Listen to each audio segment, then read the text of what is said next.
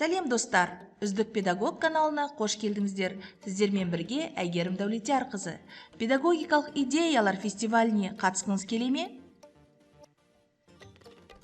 Алайда байқауға не ұсынарыңызды білмей жүрсіз бе? Аттестациядан өтуіңіз керек, сондықтан аталған байқауға қатысуыңыз аса маңызды ма? Ендеше жауабын менің каналымнан таба аласыз.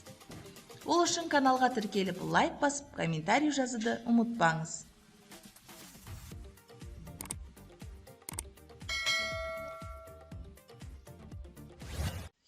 Алдымен достар, педагогикалық идеялар фестивалі және педагогикалық идеялар панорамасы деген байқаулардың екі түрлі байқау екендерін білгендеріңіз дұрыс. Бірін дарын ұйымдастырса, бірін өрлеу ұйымдастырады.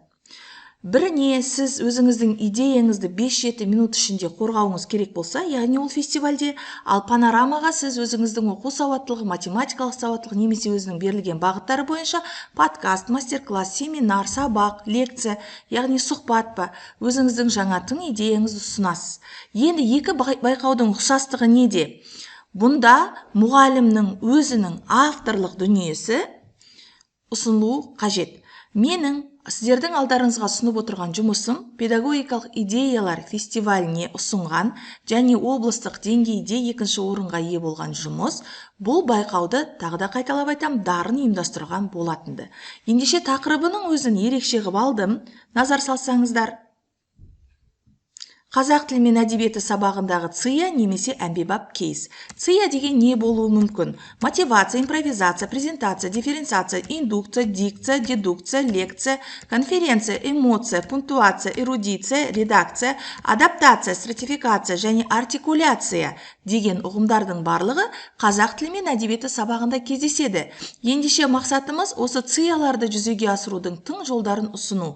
Қызықта құнды, қарапайымда қиын, бірақ қолжетімді әмбебап кейсті қазір талдайтын боламыз. Кейс 5 бөлімнен тұрады. ТЖБ, БЖБ және шығармашылық жұмыстарды қалай ерекше етіп алуға болады. Ендеше экранға назар салып, менің тышқанымның сілтемесіне назар салып отырсаңыздар. Бірінші видеода тылсым дыбыстар 2 деп тұр, оқушылар ән тыңдап отырып, сол әннің сөзінен сөйлем құрастырады. Осы арқылы олардың тыңдалым дағдысы артады. Тылсым дыбыстар 1 деген мына видеоға назар салсаңыздар, бұнда оқушылар сызбаға қарап назар салып, БЖБ-ны осылай тапсырады. Яғни мына жердегі жұмбақ текшелерді көріп тұрсыздар, осы жұмбақ текшелерді сөйлетеді. Және міндетті түрде бұл байқауға нәтижесінде ұсынғандарыңыз дұрыс. Мұнда мен оқушылардың БЖБ, ТЖБ жұмыстарын ұсындым, және өздеріңіз көріп тұрғандарыңызда дескриптор қағазға басылып, әр оқушыға ұсынылып, сол жерде бағалары айтылып, міндетті түрде қатемен жұмыс жасалып, кері байланыс беріледі. Осындай дүниелер жүзеге асатын болса, өздеріңіздің назарларыңызға ұсынылып отырған оқу мақсаттары жүзеге асатын еді. Және де WhatsApp-ты торлап кеткен дайын БЖБ, ТЖБ бар ма деген педагогтердің жазбалары азаяр ма еді деген үмітім бар. Келесі, сөздік қорды қалай арттыруға болады? Бұл қазіргі таңдағы өзекті мәселе. Ол үшін буктрейлер түсіріп, монолог, жарнама, букросинг, поэзия бойынша жұмыстарды атқаруға болады. Алайда менің сіздерге берер кеңесім, бұл әдістер сіздердің авторлық әдістеріңіз болса да, оның атауын бұрын тарап кеткен атаумен атамаңыздар. Басқа атау тапқандарыңыз дұрыс. Менің кемшілігім осы жерде болды. Мінекей мына жерде поэзияға қатысты жасалған оқу шаттығына қатысты, оқуға құштар мектепке қатысты тың жобаларым бар. Бұларды менің Instagram парақшамнан көре аласыздар. Ол үшін мұнда берген QR-ды сканерлеу арқылы өте аласыздар. Енді менің ұсынып отырған бір тың дүние, көркем шығарманы қалай талдауға болады. Соған қатысты оқушылардың өздерінің дәптерлері бар. Соны ұсынсам.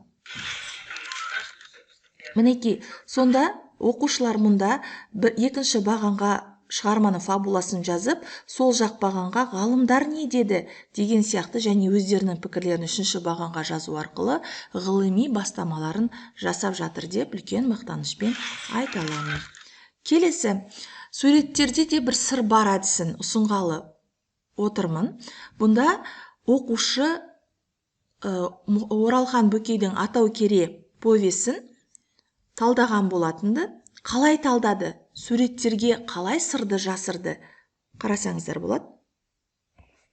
Бірінші кейіпкер шығарманың бас кейіпкері Нұрбекова Юра Фадеевна. Ұлты орыс, Мандауыр деген қазақ жігітіне тұрмысқа шыққан үшін ата-анасымен араздасып кеткен. Мұсылман дінін қабылдап, намаз оқып, ораза ұстап, ауылдың аяғы келін атаған қазақ ұлтының келіні. Келесі, Ерін. Юра Рахмет. Яғни сіздер де осылай оқушыларыңыздың шығармашылығын арттыра аласыздар. Бұл жерде пәнаралық байланыста жүзеге асқанын байқауға болады. Сонымен қатар жоқ кейіпкер әдісі де оқушылардың шығармашылық ойлауын конвергентті емес дивергентті тұрғыдан ойлауларын жетілдіреді. Мәселен, Мұхтар Шахановтың шығармашылығында жоқ кейіпкерді анықтаған болатынбыз. Бұл жерде ғашықтық ғаламаты балладасы беріліп отыр. Оқушылардың байқауы бойынша бұл балладада жоқ кейіпкер ол шаңырақтың шайқалғанынан жапа шегетін бала. Сонымен қатар тағы да бір авторлық әдісі сөздік қорды байытудың жолдары. Яғни сөздің мәйегі деп аталатын әдістің сол жақ бағанында әншейін ала салған мақал-мәтелдер тізбегі және сол мақалдарды өзіміздің жазбамызға қалай пайдаландық, нағыз практикада қолданылған нұсқасы назарларыңызға ұсынып отырмын.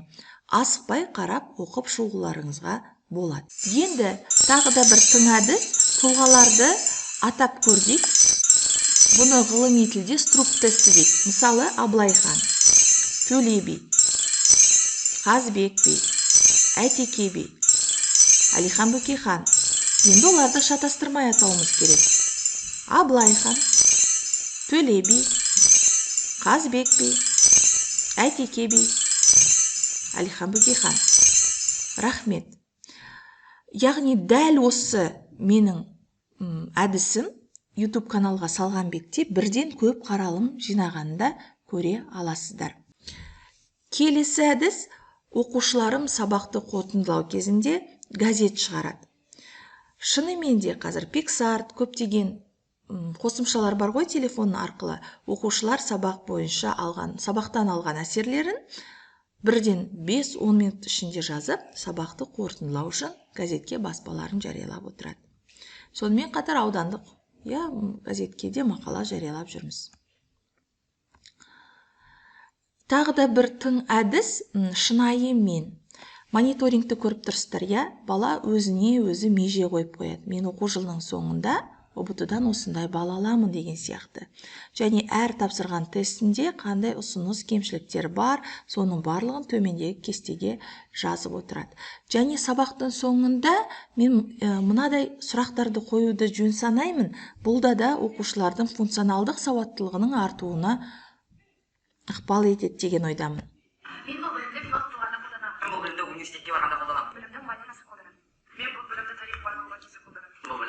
Яғни сабақтан алған білімдерін қай кезде, қашан және қалай қолданатынына байланысты сұрақтарға жауап беру арқылы ойларын жүйелей алады. Сонымен сіздердің де жұмыстарыңыз сәтті қорғалып, тың идеяларыңыз жүзеге асып, педагог ретінде оқушылардың шабытын әрі қарай арттыра беріңіздер деген ниетім бар. Келесі видео бұдан да қызық болмақ. Өзін-өзі қалай презентациялауға болады деген сұрақтарыңызға жауап беретін боламын. Сау болыңыздар!